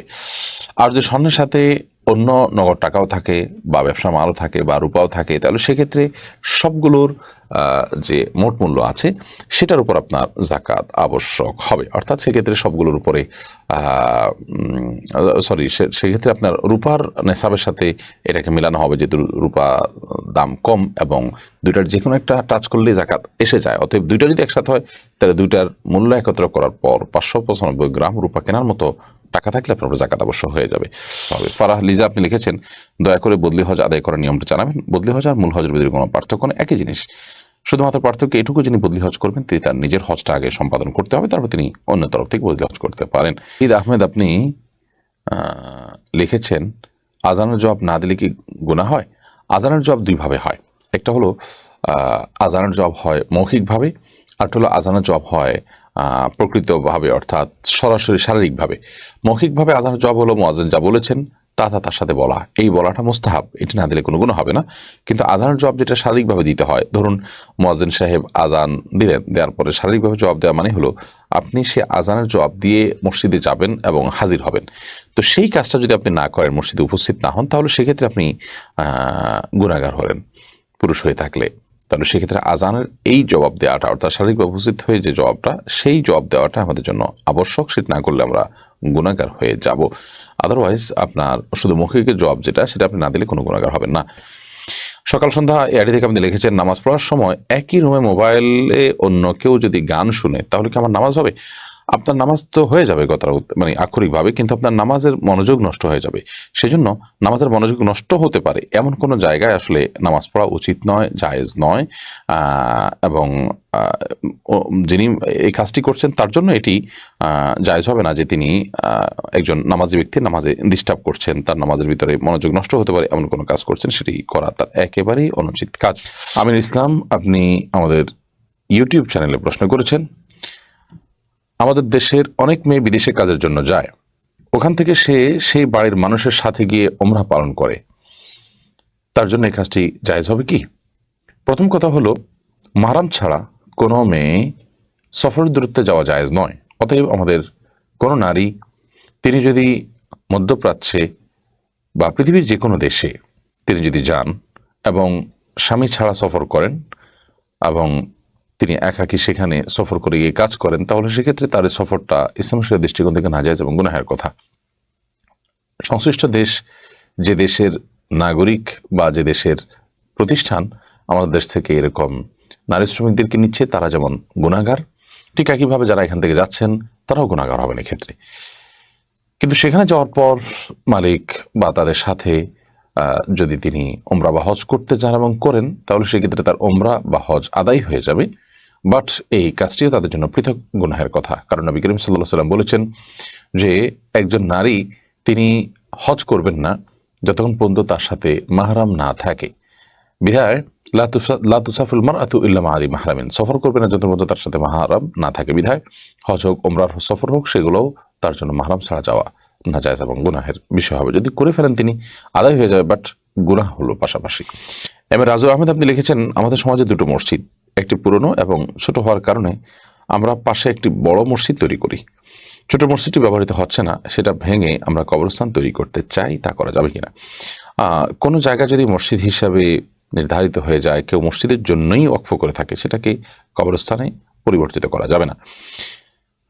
মসজিদের পাশে আরেকটা মসজিদ করা হয়েছে বলেছেন আপনি, এই মসজিদটাকে এক্সটেনশন করা যেত। যদি এক্সটেনশন করার মতো সেরকম পরিস্থিতি না থাকে, তাহলে সেক্ষেত্রে দুইটা মসজিদই থাকবে, দুইটা মসজিদই ব্যবহার হবে। কোনোটার জন্য ডিস্টার্বের কারণ যেন না হয় সেদিকটি খেয়াল রাখতে হবে। যদি সেটা সম্ভব না হয় কোনো কারণে, তাহলে ছোটো মসজিদটি যেটি ব্যবহৃত হচ্ছে না সেটাকে আপনার বন্ধ করে রাখবে এবং সেটিকে অন্য কোনো কাজে রূপান্তর করা যাবে না। আমরা মসজিদে নববীতে যদি যেয়ে থাকি কেউ, তার আমরা জানি যে মসজিদে নববীতে মদিনাতে মসজিদে নববীর আশেপাশে অনেকগুলো ছোট ছোট মসজিদ আছে, মসজিদে গাম্মামা আছে, কয়েকটা ছোট ছোট মসজিদ আছে। নবী করিম সাল্লাল্লাহু আলাইহি ওয়াসাল্লাম এগুলোতে সালাত আদায় করেছেন। তো এই ছোট ছোট মসজিদগুলো কিন্তু আজও ওইভাবেই বহাল রাখা আছে সেজন্য। এরপর সাফাতুল হক জিহান, আপনি লিখেছেন, জুমার দিন দীর্ঘ সময় খুতবা চলে, যার কারণে নামাজে বসার মতো বসি না। আমরা অনেকেই মেডিটেশন সিস্টেমে বসা হয়, এগুলো হবে কিনা? কোনো অসুবিধা নেই। জুমার দিনে খুতবা চলাকালীন সময় আপনি দুজানো হয়েই বসতে হবে এমনটি জরুরি নয়। অতএব আপনি অন্য যে কোনোভাবে বসলেই চলবে। মূল বিষয়টা হলো খুতবা চলাকালীন সময় কোনো কথাবার্তা বলা যাবে না এবং মনোযোগ সহকারে খুতবা শ্রবণ করতে হবে। পুরো খুতবার মধ্যে কোনো উচ্চবাচ্য কোনো কথাবার্তা বলা গুনাহের কথা, এটি হলো মূল বিষয়। অতএব এটার যদি ব্যর্থ না হয়, অর্থাৎ আপনি শুনেছেন খুতবা মনোযোগ সহকারে, তাহলে সেক্ষেত্রে কীভাবে বসছেন না বসছেন এটার কারণে আপনি গুনাহগার হবেন না। আর দুজন হয়ে বসাটা আপনার জন্য আবশ্যকও নয়। এরপর মেহেদী হাসান মিরাজ, আপনি লিখেছেন, পোস্টারে বক্তার নামের পাশে কি বক্তার ছবি দেওয়া যাবে? এটা ভার্চুয়াল যে পোস্টার আছে বা অনলাইন কপি আছে সেখানে দেওয়া যেতে পারে, কিন্তু যদি এটা প্রিন্ট করা হয় তাহলে সেক্ষেত্রে সেটা অপ্রয়োজনীয় কাজে ছবি প্রিন্ট করা হবে, সেটি নাজায়েজ এবং গুনাহ হবে। আমাদের ছবি অনেকে অনেক সময় মাহফিলে দিয়ে থাকে, আমরা সেটি নিষেধ করি বারবার, তারপরও মানুষ অনেক সময় দেখা যায় আমাদেরকে বলা ছাড়াই করে ফেলে এবং বাধা দেওয়ার মতো সুযোগ আমাদের থাকে না। বিধায় এ বিষয়ে আমাদের তেমন কোনো দায় দায়িত্ব আর থাকে না, যেহেতু আমরা জানি না এবং যখনই আমরা জানতে পারি এরকম ক্ষেত্রে আমরা সাথে সাথে সংশোধনী দেই এবং তারা সংশোধন করে নেন।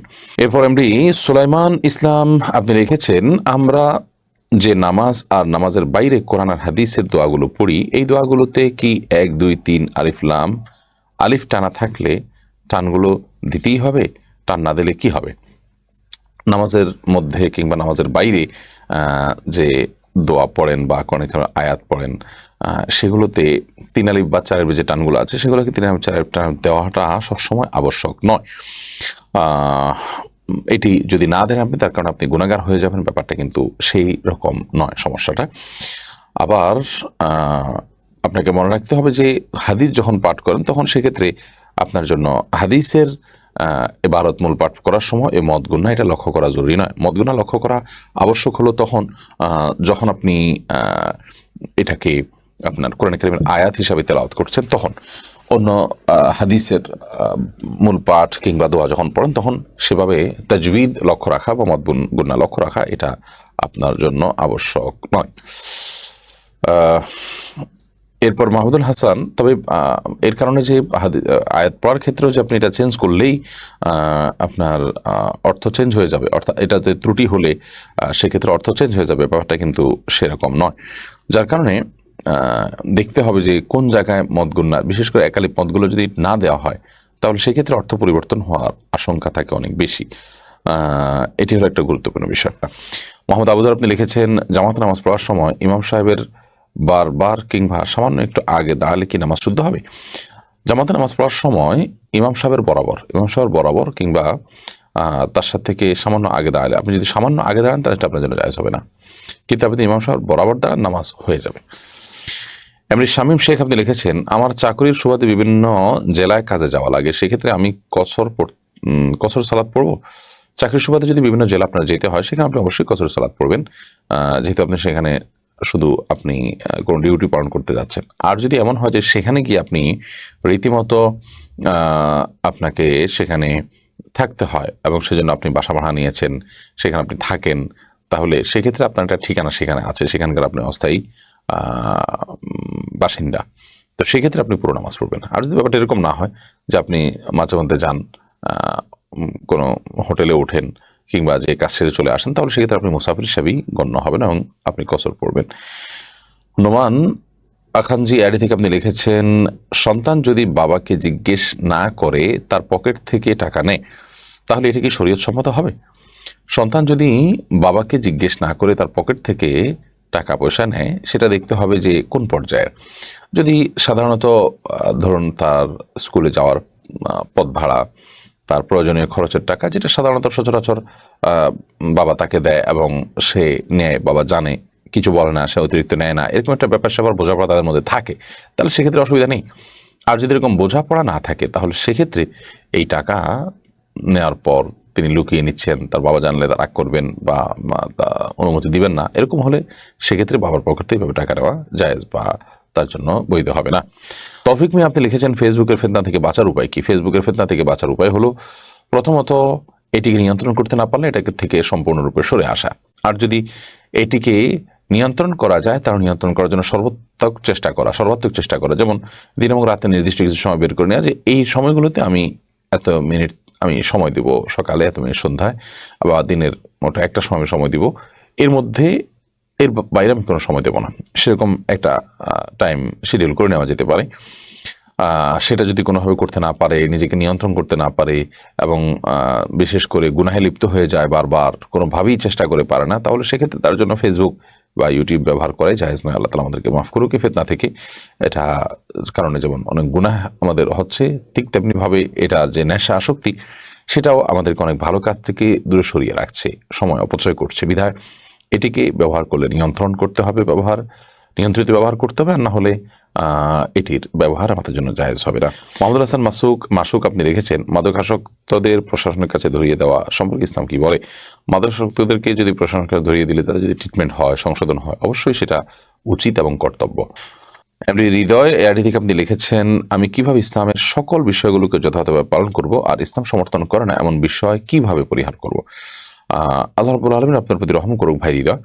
ইসলামের সকল বিষয়গুলোকে যথাযথ পালন করার জন্য কোরআন এবং সুন্নাহকে আপনি ফলো করবেন, কোরআন এবং সুন্নাহ মৌলিক নির্দেশনাগুলোকে আপনি মেনে চলবেন এবং আল্লাহ রাব্বুল আলামিন যেগুলো নিষেধ করেছেন সে সমস্ত বিষয়গুলো থেকে বাঁচার জন্য আপনাকে কোরআন হাদিসের আশ্রয় নিতে হবে, যে সেগুলোতে কি কি বলা নিষেধাজ্ঞা দেওয়া আছে সেগুলো আপনি মেনে চলতে হবে।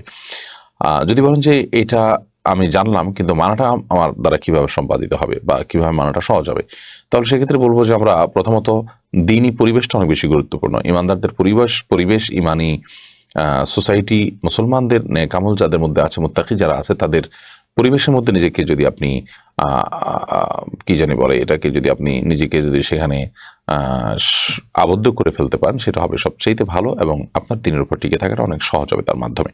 এটি করতে হবে। সেই সাথে আল্লাহ তাআলার কাছে দোয়াও করতে হবে আল্লাহ যেন সহজ করেন। এবং সবচেয়ে বড় বিষয় হলো যেটি শুরুতে বললাম যে পরিবেশ। মানুষ পৃথিবীতে যে যতটুকু ভালো থাকে ভালো পরিবেশের প্রভাবই বেশিরভাগ ক্ষেত্রে ভালো হয়। আবার যারা মন্দের দিকে চলে যায় তারাও খারাপ সংস্রবের কারণে, খারাপ পরিবেশের কারণে মন্দের দিকে বেশিরভাগ ক্ষেত্রেই চলে যায়। বিধায় এই পরিবেশটা অনেক গুরুত্বপূর্ণ। আল্লাহ জন্য বলেছেন ইয়া আইয়ুহাল্লাযীনা আমানু তাকুল্লাহ ওয়া কুনু মা'আস সাদিকিন, হে ঈমানদারগণ তাকে অবলম্বন করো তোমরা এবং সত্যবাদীদের সাথে, নেককার মানুষগুলোর সাথে থাকো। মোহাম্মদ কবির মাঝি এটি থেকে আপনি লিখেছেন, সৌদি সরকারের উন্মুক্ত করা ভার্চুয়াল সিস্টেমে অনলাইনে মসজিদে নবী দেখা যাবে কিনা? দেখতে তো কোনো অসুবিধা নেই, কিন্তু মসজিদে নবীতে ইবাদত করা, মসজিদে নবীতে হাজির হওয়া, সফর করে যাওয়ার যে সওয়াব রয়েছে সেটি এর মাধ্যমে হাসিল হবে না। এটা শুধুমাত্র দেখলেন, দেখার সুযোগটা আপনি পেলেন, জাস্ট এটুকু। এরপরে শিমুল আপনি লিখেছেন, বর্তমানে দেখা যায় নামাজের পরপরই মসজিদের গেটে তালা দিয়ে দেয়, এমনকি ট্যাপের উপরে সাইনবোর্ডে লেখা থাকে বাইরে পানি নেওয়া নিষেধ। কোনো পথচারী যদি ক্লান্ত হয়ে যায় তাহলে সে কি মসজিদে একটু আশ্রয় নিতে পারে না? বারান্দাটুকু তো খোলা রাখা যায়। এ বিষয়ে আপনার মত কি? এই বিষয়গুলো আপনি ঢাকায় বেশি দেখতে পারবেন। দেখুন, প্রথম কথা হলো যে মসজিদের গেটে তালা না দিয়ে খোলা রেখে দিলে সেটার কারণে অনেক ক্ষয়ক্ষতির সম্ভাবনা যেমন আছে, নানাবিধ আপনার অনাকাঙ্ক্ষিত ঘটনা ঘটার আশঙ্কা যেমন আছে, ঠিক তেমনিভাবে মসজিদের ট্যাপ থেকে যদি পানি নেওয়ার জন্য গণহারে পারমিশন দেওয়া থাকে, কিছু কিছু এলাকাতে সেখান থেকে পানি নিয়ে আপনার পরিবেশ নষ্ট করা হয়। যারা পানি নেয় আল্লাহর ভয় তাদের মধ্যে নাই, নিছক জাগতিক উদ্দেশ্যে সেটাকে ব্যবহার করা হয় এবং সেটা করতে গিয়ে অজুখানার যে বসার আসনগুলো আছে সেগুলোকে ভিজিয়ে ফেলা, ময়লা করে ফেলা, কিংবা সেখান থেকে পানি নিয়ে পানি এত পরিমাণে নেওয়া হবে বা এত বেশি পরিমাণ মানুষ নেয় ব্যবসায়িক কাজে সে পানি নিয়ে ব্যবহার করে, যার কারণে ক্ষতিগ্রস্ত হয়। এখানে যা আসলে পথচারী পান করবে এটার পরে মসজিদ থেকে বাধা মানে থাকে না মৌলিকভাবে, বাট যখন অনুমতিটা ওপেন থাকে তখন সেক্ষেত্রে বাণিজ্যিকভাবে ব্যবহার করা হয়, মসজিদ ক্ষতিগ্রস্ত হয়, বিলটা মসজিদ দিতে হয়। সেজন্য এটা করাটা অযৌক্তিক নয়। এটা অবশ্যই ঠিক যে মসজিদে নামাজের জন্য মানে ছোট্ট একটু জায়গা হলেও খোলা রাখা উচিত, বিশেষ করে পথচারীরা অনেকে নামাজ পড়তে হয়। আমি সম্ভবত সৈয়দপুর থেকে নীলফামারী সৈয়দপুর থেকে লালমনিরহাট যাওয়ার পথে একটা মসজিদের মানে পাশে দেখলাম যে ছোট্ট করে নামাজ ঘরের মতো 2-3 জন মানুষ নামাজ পড়তে পারে এরকম একটা জায়গা ঘেরাও করে রাখা আছে সালাতের জন্য। সেখানে কার্পেট বিছানো আছে এবং একটা ইউরিনাল খোলা আছে এবং ওজুর টেপ খোলা আছে, মানুষ চাইলে সেখানে ওজু করতে পারে। কিন্তু ঢাকায় বিশেষ করে টেপ যদি খোলা রাখা হয় তাহলে ওই যে দোকানদাররা সেখানে এত পরিমাণ পানি নেবে যে ওইটার কারণে মসজিদের উপরে ঝামেলা তৈরি হয়, মসজিদকে সেই বিল দিতে হবে এবং মসজিদের পানিতে টান পড়তে পারে। তাছাড়া পরিবেশ নষ্ট করার ব্যাপারটা আছে, যেটা বললাম যে ঢাকায় প্রচুর মানুষের বসবাস, অতএব নামাজ পড়ানোর জন্য মিনিমাম ব্যবস্থা রাখা যেতে পারে, কিন্তু মসজিদের স্বার্থ সেটাকেও অবশ্যই খেয়াল রাখতে হবে। এখানে মসজিদ বন্ধ করাটার উদ্দেশ্য কিন্তু মানুষকে এবার থেকে দূরে রাখা না, বরং মসজিদের সেফটি এবং নিরাপত্তা, এটা একটা বড় উদ্দেশ্য। এরপরে এসহার্ট উর্মি ইসলাম এডি থেকে আপনি লিখেছেন, সেলাই কাজ করি, অনেক সময় কিছু কাপড় থাকে সেগুলো ফেলে দেই বা রেখে অন্যদের কম কাপড় হলে ব্যবহার করি, ক্ষেত্রে গুণ হবে কি? ছোটোখাটো কাপড়ের টুকরো যদি বের হয় তাহলে সেক্ষেত্রে এটার কারণে কোনো গুণ হবে না। আর যদি উল্লেখযোগ্য কাপড়ের টুকরো বের হয় যেটা সাধারণত যিনি বানাতে দিয়েছেন তার দাবি থাকতে পারে, তাহলে সেক্ষেত্রে এটা তাকে ফেরত দিতে হবে, অথবা রাখতে হলে তাকে বলতে হবে যে টুকরো এটা আছে, এটা আপনি নেবেন কিনা। তিনি নিতে চাইলে তাকে দিয়ে দিতে হবে, আর না নিতে চাইলে এটা রেখে দিতে হবে। আবু হুরায়রা আপনি লিখেছেন, আমার আব্বু আম্মু ব্যাংক থেকে সুদী লোন নিয়েছে, আমি অনেক মানা করেছি কিন্তু আমার কথা তারা শুনেননি, এদিকে আমার গুনাহ, এদিকে আমিও গুনাহগার হব? দেখুন, আপনার আব্বু আম্মু ব্যাংক থেকে যে লোন নিয়েছেন সুদের লোন, মানা করার পরও যদি তিনি কথা না শুনে থাকেন তাহলে সেক্ষেত্রে আপনার দায়িত্ব আপনি পালন করেছেন। আপনি যদি ছোট হন তাহলে সেক্ষেত্রে তাদের এই হারাম উপার্জন থেকে আপনার ভরণ পোষণ আপনি নিতে পারেন। আর যদি তাদের অন্যান্য হালাল উপার্জন থাকে, পাশাপাশি এটা থাকে, তাহলে সেক্ষেত্রে আপনি এখান থেকে খেতেই পারেন।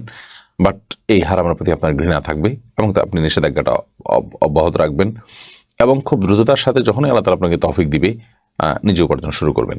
নিজে উপার্জন শুরু করে আপনি হারাম থেকে নিজেকে সরিয়ে আনার চেষ্টা করবেন এবং নিজের উপার্জন উপর নির্ভর হয়ে যাবেন। আকিবুল হাসান রাফি আপনি লিখেছেন, শয়তানের ওয়াসওয়াসা থেকে মুক্তির উপায় কি? শয়তানের ওয়াসওয়াসা থেকে মুক্তির উপায় হলো আল্লাহ রাব্বুল আলামিনের কাছে শয়তান থেকে পানাহ চাইতে হবে। আউযু বিল্লাহি মিনাশ শাইতানির রাজীম।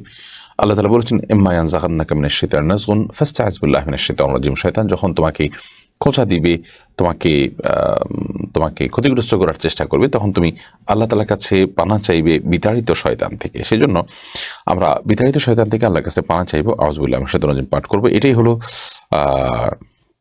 এটাই হলো একজন ইমানদারের জন্য সবচাইতে জরুরি বিষয় এবং সবচাইতে গুরুত্বপূর্ণ বিষয় এই ক্ষেত্রে। বিধে আপনি এই কাজটি করার চেষ্টা করবেন, অর্থাৎ আল্লাহ তাআলার কাছে পানাহ চাইবেন। সেই সাথে শয়তানের যে আপনার শয়তানি করার সুযোগগুলো, সে পথগুলো বন্ধ করে দিতে হবে। যেমন আমরা যথাসম্ভব সকাল সন্ধ্যা দোয়া পড়ব, শরীর বন্ধ করার চেষ্টা করব, নিজেদেরকে আপনার শয়তানের ওয়াসওয়াসা থেকে বাঁচার জন্য বাসা বাড়িতে ঢোকার সময় বিসমিল্লাহ, খাওয়ার সময় বিসমিল্লাহ, প্রতিটি কাজের সময় বিসমিল্লাহ ইত্যাদি বলবো।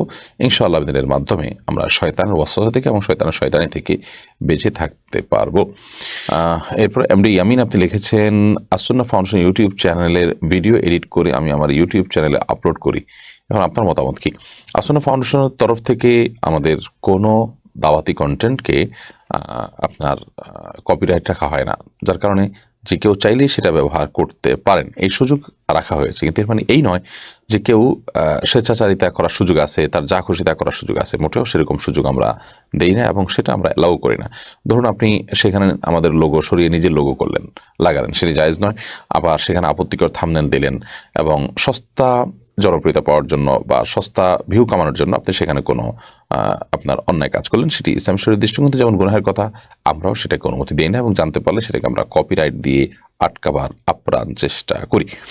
আব্দুল্লাহ ফয়সল লিখেছেন, কেউ যদি টাকা ঋণ দেয়, সে টাকার জাকাত দিতে হবে কিনা? যে টাকা ঋণ দেয় সে টাকার জাকাত দিতে হবে কিনা?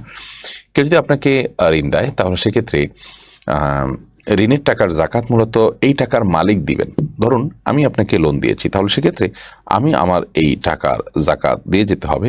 আপনি আমার কাছ থেকে লোন নিয়েছেন, সেজন্য আপনার উপরে জাকাত কিন্তু বর্তাবে না। এটি আমাদের অনেকেই বোঝেন না। যদি এমন হয় যে আপনি আমার কাছ থেকে লোন নিয়েছেন এবং আপনি বলেছেন ভাই টাকার জাকাতটা আমি দিয়ে দিচ্ছি, তো সেটা আপনার ব্যাপার, আপনি আমাকে বললে এবং মূল টাকা ফেরত দিন, পাশাপাশি আপনি জাকাতটা দিয়ে দিন। এবং এটা হলো লোন পরিশোধের সময় নিজে থেকে খুশি হয়ে কিছু অতিরিক্ত যদি বাড়িয়ে দেয়, সেটা জায়েজ হয়। এবং সেটা যদি চুক্তি থাকে বা বোঝাপড়া থাকে বা মৌন জানাশোনা থাকে নিজেদের মধ্যে যে হ্যাঁ এরকম দেয়া নেওয়া হবে, তাহলে সেক্ষেত্রে সেটা ভিন্ন কথা। বাট এমনি দেওয়ার সময় আপনি একটু বাড়িয়ে দিলেন, এটা না জায়েজ নয় কোনো চুক্তি ফুক্তি ছাড়া। অতএব সেরকমভাবেই জাকাতটা দিয়ে দিলেন, যিনি ঋণ নিয়েছেন তিনি জায়েজ হতে পারে, যিনি ঋণ দিয়েছেন তাকে যদি জানিয়ে দেন। এমনি মূলত এটি বর্তায় হলো ঋণদাতা যিনি, তার উপরে। সিয়াম আহমেদ আপনি লিখেছেন, আমি একটা রাইস মিল চালাই, 1 মণ ধান 25 টাকা নেই, তার সাথে অতিরিক্ত কিছু চাল নেই, যার ধান তার কাছ থেকে, এটা কি হারাম হবে? খুবই জানা জরুরি, আমার জন্য উত্তর দিলে খুশি হব। আপনি তার কাছ থেকে যে 25 টাকা নেন ধান ভাঙানোর জন্য, সেটি পারিশ্রমিক আপনার, কিন্তু চালটা আপনি কেন নেন? এটি একটা বড় প্রশ্নের বিষয়। যদি চালটা যার কাছ থেকে রাখেন সেটাও যদি আগে বলেন যে এতমন চাউল ভাঙলে সেখান থেকে আমি ধান ভাঙলে সেখান থেকে 25 টাকা প্লাস এতটুকু চাউল নেব, এবং সেটাতে তারা সম্মত থাকেন, তাহলে সেটা আপনার জন্য জায়েজ হবে। সেটা যদি না হয় আপনি থোক সেখান থেকে চাউল রেখে দিলেন নিজের সুবিধা মতো, হয়তো তিনি কিছু বলেন না, বলতে পারেন না, এরকম যদি হয় তাহলে সেটা জায়েজ হবে না, সেটা গুনাহ হবে। এরপরে আবির চৌধুরী হৃদয় আপনি লিখেছেন, আমার বাবা ব্যাংক থেকে টাকা লোন নিয়ে বাড়ি করছে, এটা কি জায়েজ হবে? আর জায়েজ না হলে আমি কি করতে পারি? আমি হারাম থেকে দূরে যেতে চাই। আপনার বাবা ব্যাংক থেকে সুদী লোন নিয়ে বাড়ি করেছেন, সেটা অবশ্যই তিনি গুনাহের কাজ করেছেন।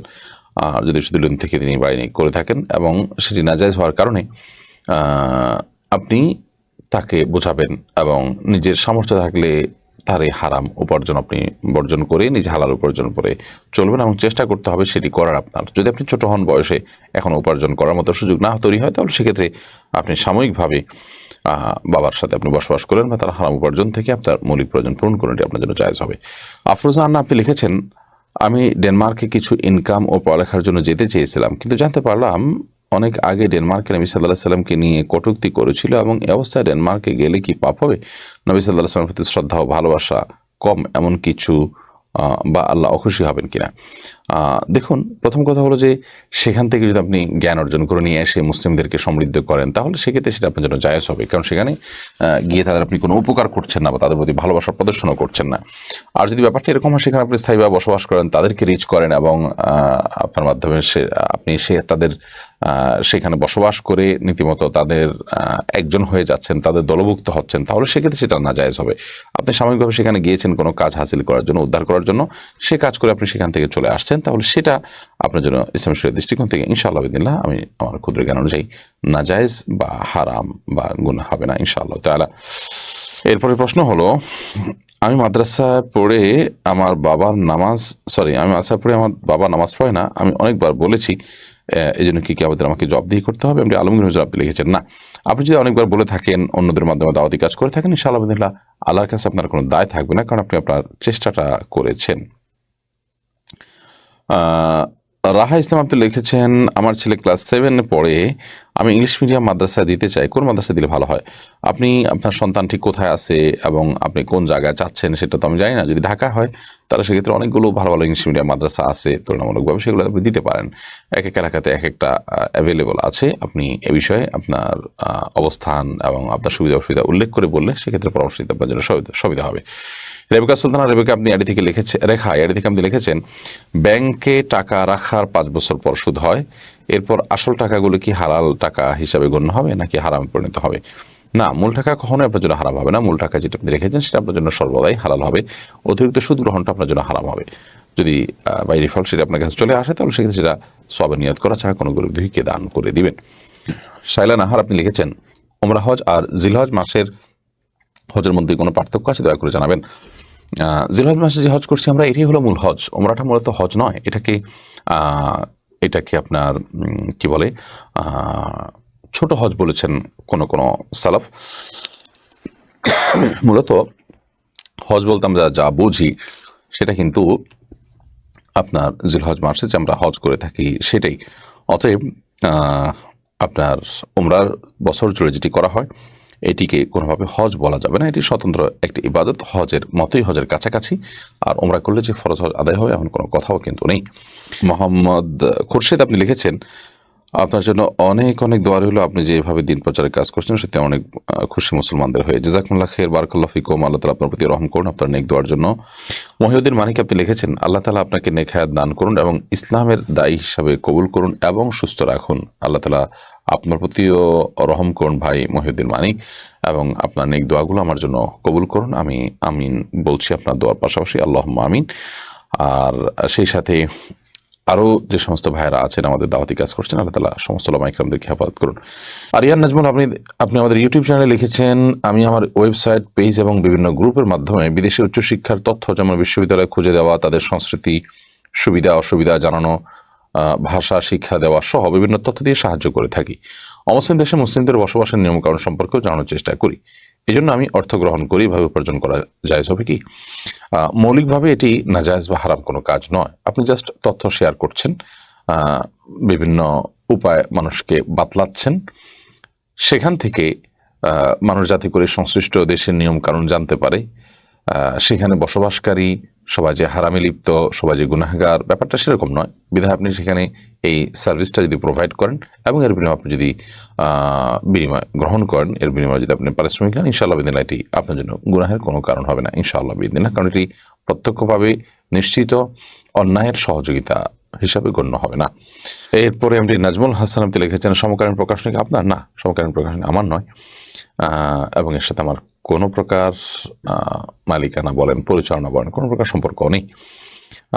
আমি অন্যান্য অনেক প্রকাশনীর যেরকম বই কিনি, তাদের বইও কিনি। অনেক সময় তারা তাদের প্রকাশিত বইগুলো হাদিয়া দিয়ে যায়। ভালো ভালো বই পাইলে সেগুলো আমি আবার মানুষকে হাদিয়া দিই। এটুকু। এটা অন্য আরো অনেক প্রকাশনের ক্ষেত্রেই ঘটে।